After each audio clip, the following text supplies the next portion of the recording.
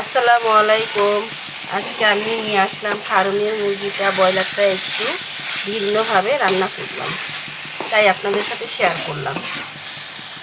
আগে আমি মাংসগুলো ভেজে নিয়েছি।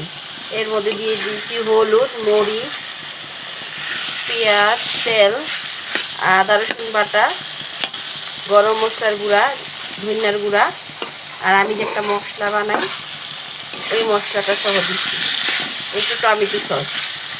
এখন প্রায় ভাজা ভাজা হয়ে গেছে, আর একটু হবে। আমি দিয়ে দিব একটু জিরার গুঁড়া, দিয়ে আর একটু নেড়ে চেড়ে লাল লাল করে ভেজে নেব।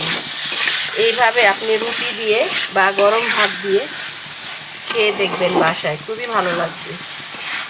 একটু মরিচটা একটু বেশি দিবেন, কারণ ব্রয়লার মুরগিটা এমনিও খেতে ভালো লাগে না, একটু ঝাল ঝাল হলে খেতে ভালো লাগে।